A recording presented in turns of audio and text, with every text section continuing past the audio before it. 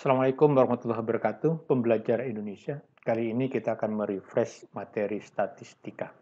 Jadi materi statistika ini bisa sampai berkelanjutan hingga ke perguruan tinggi, karena di sana di akhir perkuliahan biasanya di akhir eh, masa kuliah biasanya harus menyusun skripsi yang jenjang S2 mungkin tesis dan lain sebagainya, tentu analisis datanya, interpretasi datanya harus menggunakan statistik, hitungan statistik ya.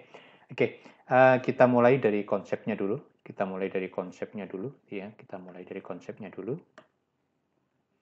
Yang pertama adalah bahwa statistika itu adalah ilmunya. Iya. Jadi statistika ini adalah ilmunya. Ilmu yang apa? Yang mempelajari untuk merencanakan, gitu ya, mengumpulkan, menganalisis, menginterpretasi, sampai mempresentasikan sebuah data, suatu data. Gitu ya. Sementara kita berbenturan dengan kata statistik. Nah, beda statistika dengan statistik. Statistik itu apa? Ya datanya, ya informasinya. Atau hasil penerapan dari algoritma statistika, itu namanya statistik. Oke, untuk tingkat SMA kita ada 4 kegiatan dasar dalam pembelajaran statistika. Satu, bagaimana mengumpulkan data, bagaimana menyajikan data, bagaimana pengolahan dan perhitungan data, sampai analisis data dan penarikan kesimpulan. Nah, untuk SMA ranahnya hanya 3 ini, gitu ya. Ini nanti kalau sudah tingkat lanjut, mungkin sampai perguruan tinggi ya, perguruan tinggi. Baru dibahas bagaimana menganalisis data, menarik kesimpulan dari sebuah hasil observasi, gitu ya, penelitian dengan menggunakan statistik. Sekarang kita bicara tentang pengumpulan data.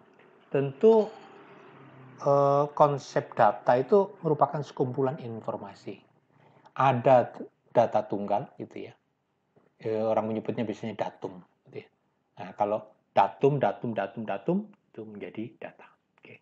Ada 2 jenis data. Ini dari jenis cara mempresentasikannya, gitu ya. Ada yang namanya data kuantitatif, yaitu berupa pengukuran, hasil pengukuran. Nah, biasanya berupa bilangan, gitu ya. Misalkan nilai ulangan siswa SMA misalkan 78 gitu ya. 85 gitu ya. 95, 100 dan seterusnya. Nah, ini namanya data kuantitatif. Data kuantitatif. Terus ada yang namanya data kualitatif. Gitu ya. Data kualitatif berarti sifatnya keterangan atau kategori. Misalkan tingkat pemahaman gitu ya, tingkat pemahaman materi misalkan rendah gitu ya, rendah, sedang, tinggi. Nah, berupa kategori begini. Nah, ini namanya data kualitatif. Atau biasanya teman-teman yang pakai aplikasi misalkan disuruh ngasih bintang, bintang satu gitu ya, bintang satu gitu ya. Gimana bintang? Nah, gini ya, bintang satu gitu ya. Atau bintang dua gitu ya, bintang dua, bintang dua, ya, bintang 2 gitu ya, bintang 3 gitu ya, dan sebagainya. Nah, ini adalah data kualitatif yang menunjukkan keterangan atau kategori. Ya, jadi nanti bisa dibedakan mana yang data kuantitatif dan mana yang data kualitatif. Ya, misalkan bagaimana tingkat kesukaan Anda terhadap acara TV misalkan. Eh, rendah gitu ya, suka gitu ya, tidak suka gitu ya, eh, suka, sangat suka. Nah, itu kategori. Namanya data kualitatif ya. Oke. Terus tentu untuk memperoleh data kita harus punya cara, gitu ya. Ya. Ada beberapa orang pakai survei berupa kuesioner, wawancara gitu ya. Ada yang review. Nah, review ini biasanya menggali data-data yang sudah ada di perpustakaan, hasil penelitian orang lain. Atau observasi. Ya. Ini pakai pengamatan atau penelitian langsung. Nah, data-data yang diperoleh dari itu namanya kegiatan mengumpulkan data. Ya, kegiatan mengumpulkan data. Mungkin kalian pernah dengar ada namanya sensus dan sebagainya. Itu adalah dalam rangka pengumpulan data. Nah, pengumpulan data itu tidak terlepas dari namanya konsep populasi dan sampel. Jadi misal kita ingin meneliti tingkat kemiskinan di Indonesia. Nah, Indonesia, ini Indonesia, gitu ya. Maka tidak mungkin kita mengecek satu persatu warga negara gitu ya, untuk dicek tingkat kemiskinannya gitu ya. Maka ada 200 jutaan lebih gitu ya untuk diteliti, dan itu nggak mungkin, maka biasanya disampel.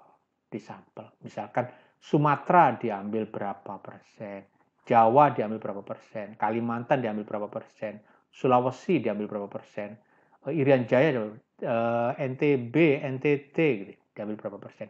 Nah, pengambilan ini namanya mengambil secara sampel.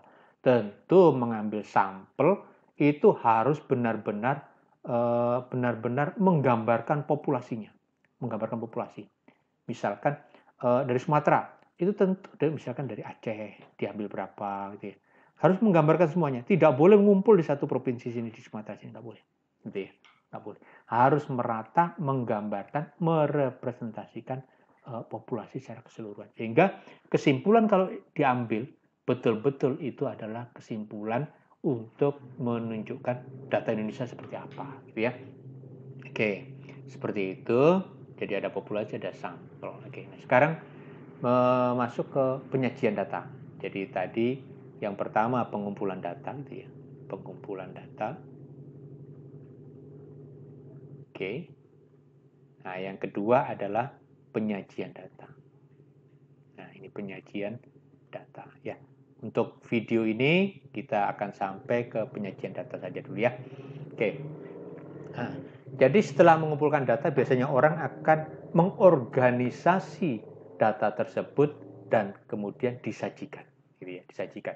Banyak cara menyajikan data tentu ya. Oke, ini akan saya ambil beberapa pengenalannya gitu ya, supaya kalau ketemu istilahnya atau ketemu bentuknya kalian sudah langsung tahu, oh ini adalah penyajian data berbentuk seperti ini, gitu ya.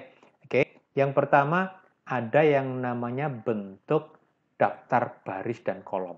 Orang biasanya menyebutkan tabel. Nah, tabel. Nah, oke, mungkin kalian sering melihat tampilan-tampilan seperti ini. Ini adalah contoh penyajian data statistik secara baris dan kolom. Daftar baris dan kolom.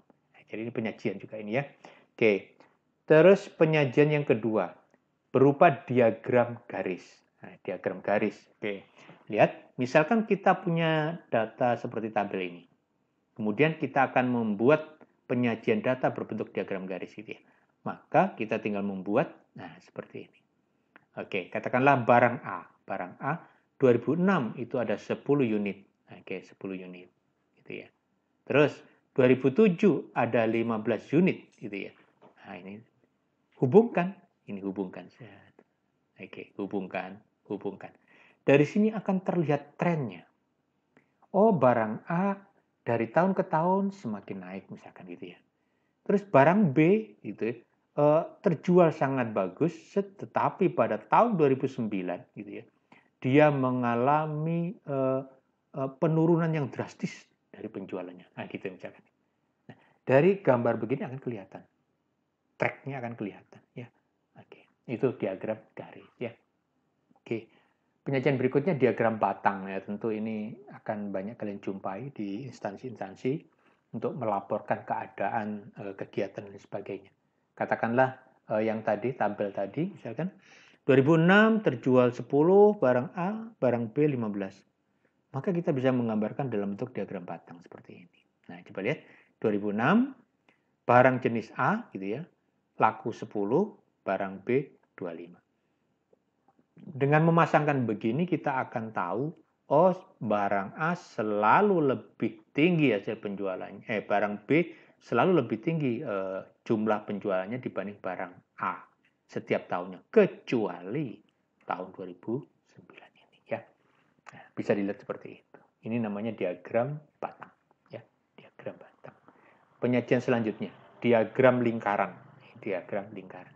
Tentu beberapa laporan menggunakan model diagram lingkaran, nanti akan kalian jumpai. Misalkan tabel yang tadi tentang penjualan ini akan dilaporkan secara diagram lingkaran. Maka orang harus menjumlahkan ini dulu untuk jenis barang A ya. Dijumlahkan dulu. Berarti ini 25 gitu ya. 55. Oke. Terus 80 ini berarti 115. Misalkan ini 115 unit. Oke. Maka untuk menggambar diagram lingkaran, kita harus tahu bahwasanya 10 ini, jadi seluruhnya ini 115 unit ini itu menggambarkan satu lingkaran penuh. Oke, satu lingkaran penuh. Maka 10 unit ini berapa derajat harus dibuat segmennya, harus dibuat juringnya. Nah, maka tinggal menggunakan konsep 10 dari 115 kali misalkan 360 derajat. Nah, tinggal ngitung, dibuat sudutnya, dan kemudian akan ketahuan ini. Sudut ini berapa perlunya, gitu ya. Sudut ini berapa perlunya. Sudut ini berapa perlunya, ini berapa perlunya, berapa perlunya. Total 360 derajat. Kemudian, biasanya orang memberi keterangan persen, gitu ya. Sama, ya. Jadi misalkan 10 ini kira-kira berapa persen, berarti 10 dari 115 kali 100%, gitu ya. Oke, maka ketemu kurang lebih 9%. Nah, letakkan di sini. 15 per 115 kali 100% ketemu 13%. Dan seterusnya, dan seterusnya. Ya. Oke, jadi sudutnya itu dihitung dari konsep begini. Ya. Terus melabeli persen, dihitung dari gini. Ya. Oke, itu diagram lingkaran. Ya, diagram lingkaran. Kemudian ada lagi, ya, ini baru ini. Mungkin belum pernah lihat ya. Ini adalah diagram batang daun. Ada juga kalau sampai 3 digit biasanya orang membuat diagram batang gitu ya. Batang, ranting, daun. Nah, gitu ya. Tapi untuk kita misalkan batang daun, diagram batang daun. Maka konsepnya adalah melihat posisi angka pada bilangan-bilangan data ini, gitu ya. Nah, misalkan gini. Angka batang itu kita asumsikan sebagai angka puluhannya. Daun itu sebagai angka satuannya.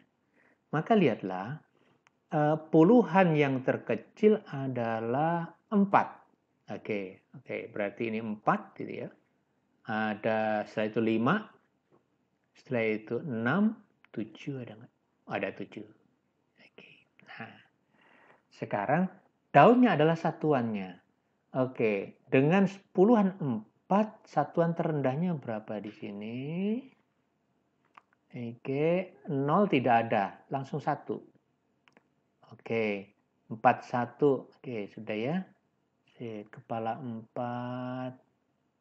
Oke, tidak ada lagi. 42. Oke, 2. Oke, 42. Terus ada lagi 42. Oke, tidak ada. 43. 43. Oh, ada 43 itu ya. 3 itu ya.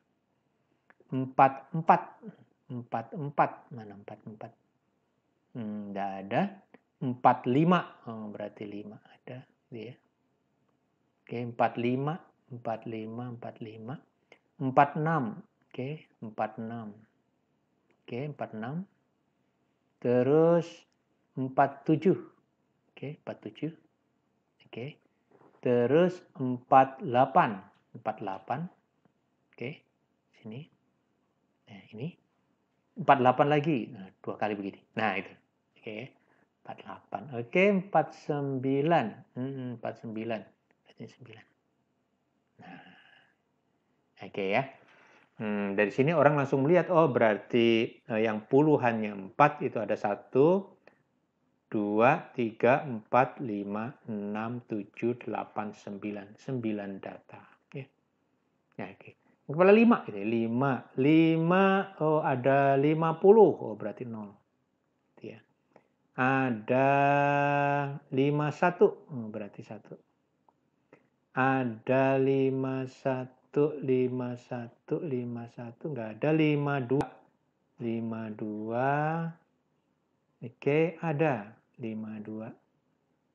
53, oke, 53.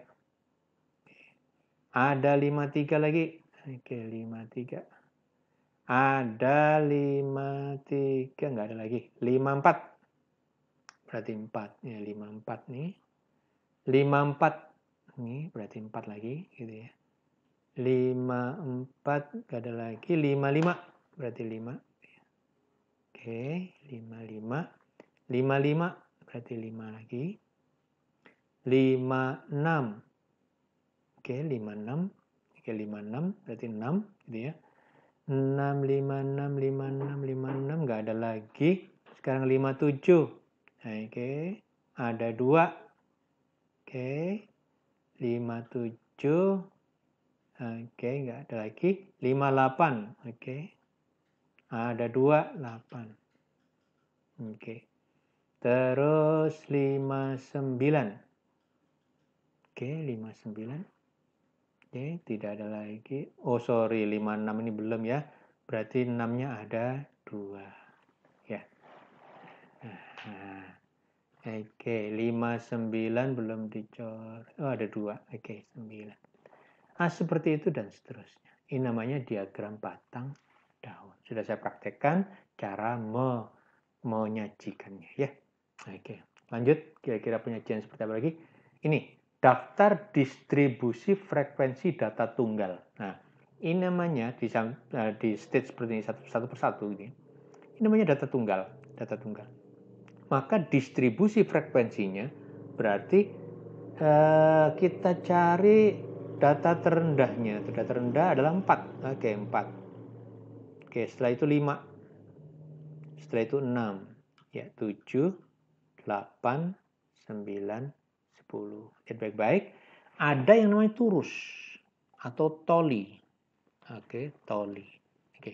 Jadi ini gunanya untuk mendistribusikan data sebaran seperti ini ke dalam tabel untuk mengurangi tingkat kesalahan. Oke, misalkan ini 6. Oke, ada 1 gitu ya. 5. Oke. 4 ya, berarti 1. 7. Oke, berarti 8. Oke. 5. Nah, sini. Gitu ya. 6. Oke. 5. Oke.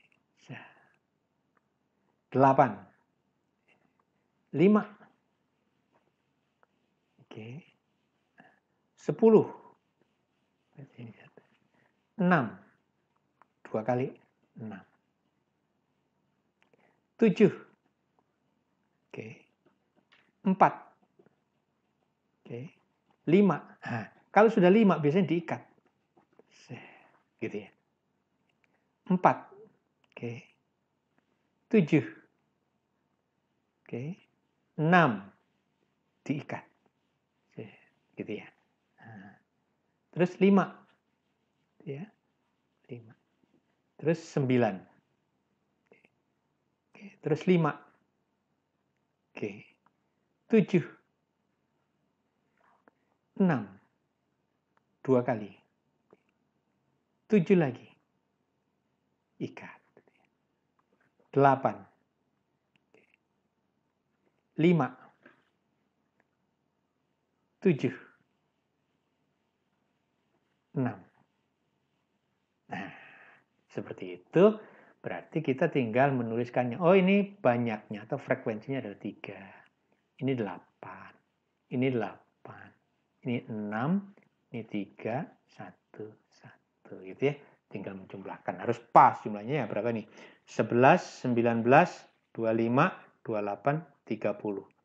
Ini berapa data ini? 1, 2, 3, 4, 5, 6, 7, 8, 9, 10. Ini 10. Ini ada 3. Ya, 3 baris. Berarti 30. Tepat 30 ya. Seperti itu. Penggunaan turus seperti ini itu biasanya untuk memudahkan kalau jumlah datanya besar sekali. maka ketelitian juga harus tinggi, maka toli, turus ini sangat perlu digunakan ya. Itu. Oke. Penyajian berikutnya. Daftar distribusi frekuensi data berkelompok. Lihat, ini tadi adalah data tunggal. Ini data tunggal. Data tunggal, data tunggal, data tunggal. Tetapi kalau data kelompok seperti apa? Ini biasanya berkenaan dengan interval. Interval. Gitu ya, interval. Oke, lihat baik-baik. Tidak boleh sembarangan membuat distribusi frekuensi data berkelompok begini. Maka yang pertama, kita harus mencari satu jangkauan. Jangkauan. Jangkauan itu dari mana? Data maksimal dikurangi data minimal. Oke, data maksimal dari data ini berapa? 170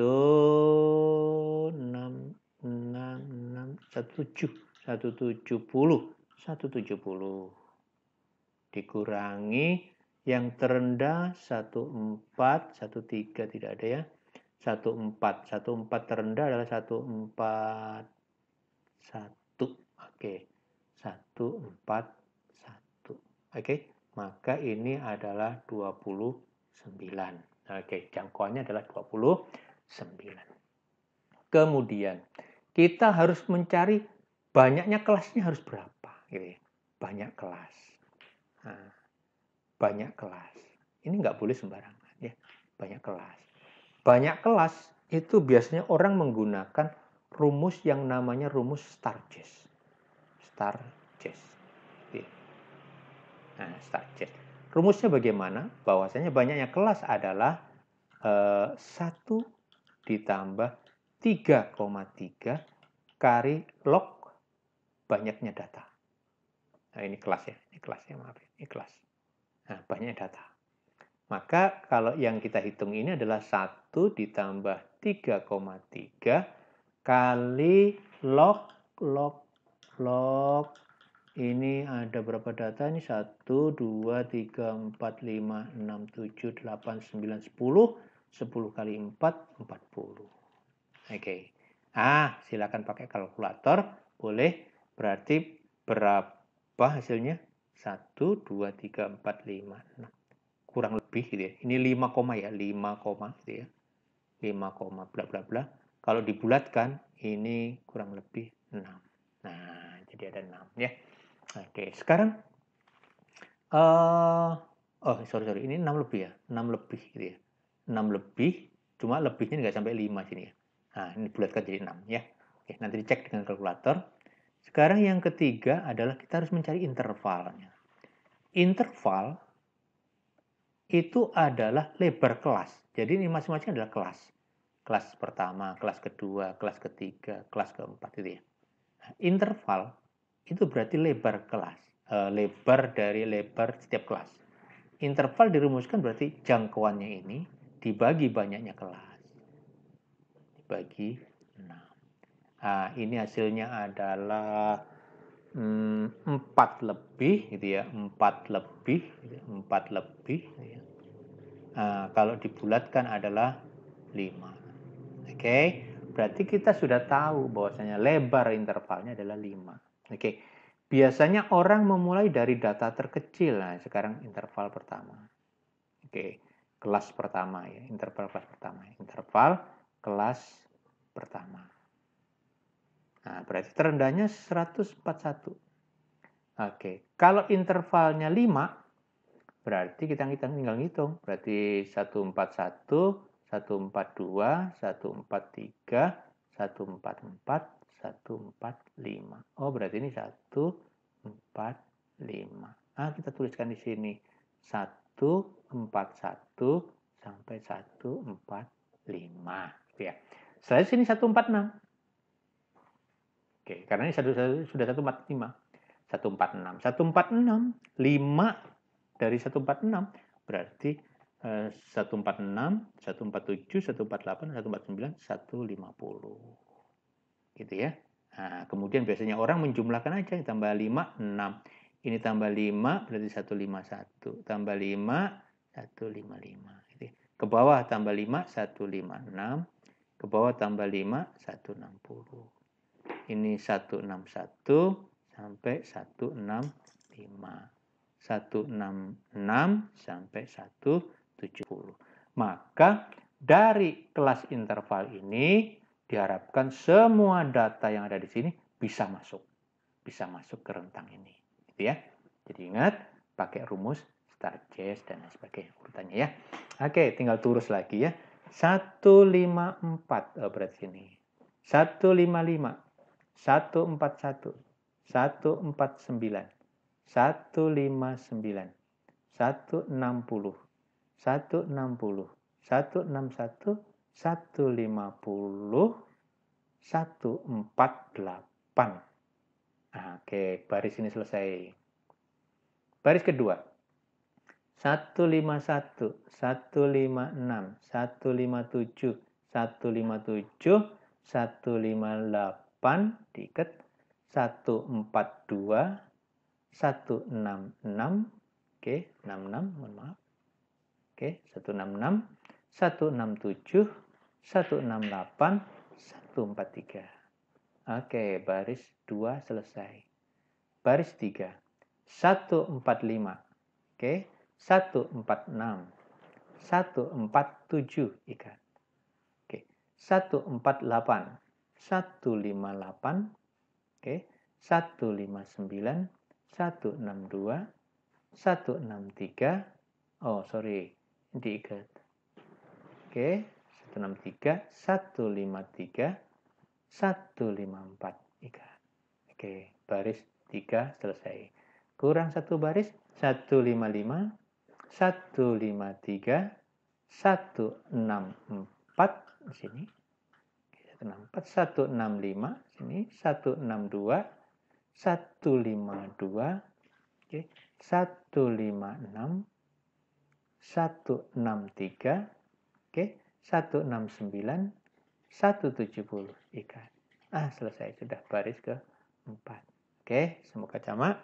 Lihat, ini ada 4 frekuensinya, ini 6, ini 8, ini 8, ini 9, ini 5. Kita cek semoga ini pas. Lihat ini 10, 18, 26, 25, 35 tambah 5, 40 ya, pas ya. Nah, itu untuk membuat daftar distribusi frekuensi data berkelompoknya. Jadi bisa membuat data kelompok, jadi tidak boleh sembarangan. Oh, kita buat interval, nggak boleh. Harus pakai runutan seperti ini ya. Oke, selanjutnya histogram. Nah, oke, lihat distribusi data berkelompok, frekuensi data berkelompok ini sudah jadi, maka kita terjemahkan. Nah, ini dah kita pakai ya ilmunya ya. Sekarang nih, ada data berkelompok seperti ini. Kita akan menggambar yang namanya histogram. Histogram itu memerlukan yang namanya tepi bawah. Tepi bawah itu adalah, jadi 141 ini batas bawah, tepi bawahnya berarti dikurangi 0,5. Berarti tepi bawahnya adalah 140,5. Gitu ya. Ini berarti tepi bawahnya adalah 145,5. 150,5. 155,5. 160,5. 165,5. Begitu. Gunanya apa tepi bawah ini? Ini sebagai batas dari masing-masing bar ini. Nih. Ini adalah gambaran kelas pertama. Kelas pertama. Lihat, tepi bawahnya 140,5, tepi atasnya 145,5. Nah, 145,5 juga menjadi tepi bawah yang bar kedua. Nah, jadi ini berimpit setiap barnya. Nah, jadi histogram itu diagram batang yang berimpit di tepi bawah ini. Di tepi bawah. Nah, 143 itu titik tengahnya. Ini tengahnya. 148 itu tengahnya. Nah, tapi biasanya orang nggak mencantumkan itu. Ya, ini jadi histogram. Ya, histogram. Oke, udah paham histogram. Jadi tepi bawah yang digunakan untuk batas antar bar. Yang berikutnya menggunakan histogram, ada namanya poligon frekuensi. Tadi udah kita bahas titik tengahnya. Ini adalah 141, 142, 143, 144, 145. Maka tengah-tengahnya adalah 143. Oh, 143 tengah-tengahnya. Maka intervalnya 5, ya tinggal nambah 148 ya. Oke, ini 153, 158, ini 163, 168. Tengah-tengah ini digunakan untuk menggambar poligon frekuensi. Poligon frekuensi itu menghubungkan titik tengah dari histogram ya.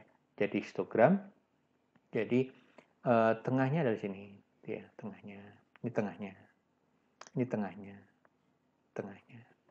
Ini tengahnya, ini tengahnya. Ya, oke, tengahnya. Nah, maka di kelas sebelumnya ini 0 data, berarti ini tengah-tengahnya. Ya, oke. Itu tinggal menghubungkan. Nah, ini dihubungkan. Oke, diagram garis. Nah, dihubungkan. Nah. Oke. Ini biasanya orang teruskan ke sini. Ke tengah-tengah yang sini. Nah, tengah sini. Diagram garis. Maka diagram garis yang menghubungkan tengah-tengah dari histogram ini namanya poligon. Namanya poligon. Ya, poligon. Gitu ya. Poligon. Oke. Paham ya? Poligon. Nah, sekarang ogive. Nah, ogive. Apalagi ogive nih? Ogive, oke. Lihat. Ini kita ambil tepi bawah. Tepi bawah. Tepi bawah. Lihat. Tepi bawahnya sini berapa nih? 140,5. Oke, intervalnya 5. Berarti 145,5. Tinggal jumlahin. 150,5 tambah 5. 55,5. Oke, 160,5. Oke. Ini 165,5. Oke, lagi 170,5. Nah, misalnya gitu ya. Lihat, ini ada istilah frekuensi kumulatif kurang dari. Frekuensi kumulatif kurang dari. Maka akumulasi yang kurang dari 140,5, datanya itu ada berapa? Yang kurang dari 140,5. Tidak ada, berarti 0. Yang kurang dari 145,5. Yang kurang. Oh, ada 4 data. Gitu ya, ada 4 data. Oke. Yang kurang dari 150, yang kurang. Oh, berarti ini. Yang kurang. Oke, ada 10 data. Oke. Yang kurang dari 155,5. Oh, berarti ini. Berapa? 18 data. Yang kurang dari 160,5. Oh, berarti ini. Oh, berarti 28 data. Yang kurang dari 165, oh berarti 35 data. Yang kurang dari 170, berarti sini semua, ya, berarti ada 40 data. Nah, ini frekuensi kumulatif kurang dari. Maka dari sini kita sudah bisa membuat ogive. Lihat ogive-nya. Oke, lihat ogive-nya. Ini tadi adalah 140,5. Oke, 0. Oke. Terus 145,5. Ada 4 di sini. 4 ya. Oke. Terus ada 150,5. Oke, ada 10. Oke, 10. Ada 155,5. Ada 18. 18 katakanlah sini. Oke. Ada 160,5. Oke, ada 28. Oke. Oke. Ada 165,5. Itu ada 35. Oke. Nah, terus ini ada 170,5. Ada 40. Maka ogive digambarkan dengan kurva mulus. Kelengkungannya harus dapat. Oke, mulus. Bukan patah-patah ya. Oke. Oke. Hubungkan secara mulus.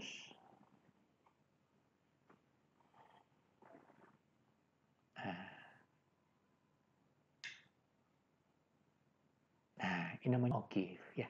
Nah, berhubung ogifnya semakin lama semakin naik, orang menyebutnya adalah ogif positif. Ya, ogif positif ya. Positif. Positif ya. Oke. Berarti kan sudah bisa menebak berarti ada ogif yang negatif ya. Ogif yang negatif seperti apa?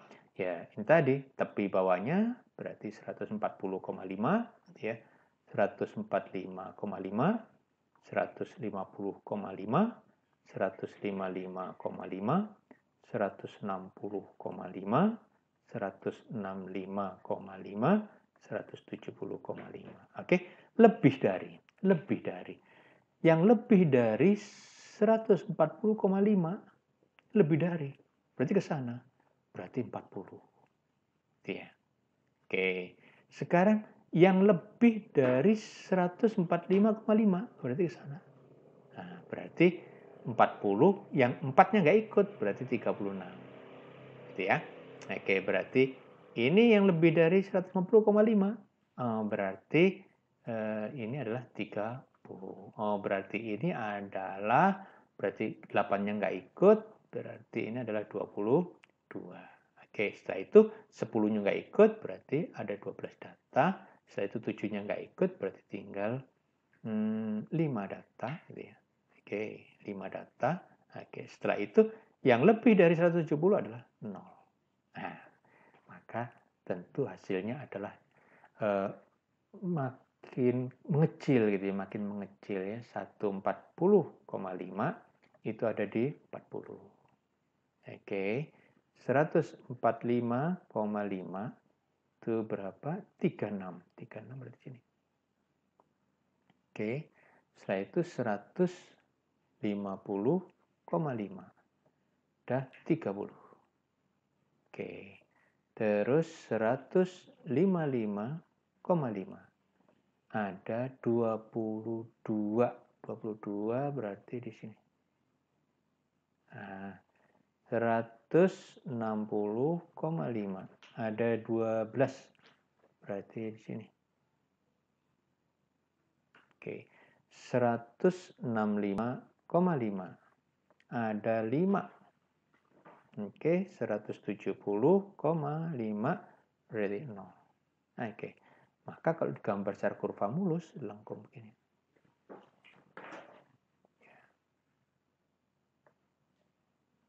Sorry. Secara mulus ya. Oke. Mulus itu bukan kaku ya. Oke, bukan garis lurus. Nah, ini orang menyebutnya adalah ogif negatif. Karena makin lama makin turun, makin kecil ya. Itu adalah ogif ya. Oke, sampai di sini pengumpulan data dan termasuk penyajiannya. Semoga bisa dipahami para pembelajar Indonesia. Terima kasih. Assalamualaikum warahmatullahi wabarakatuh. Ketemu lagi di statistik berikutnya.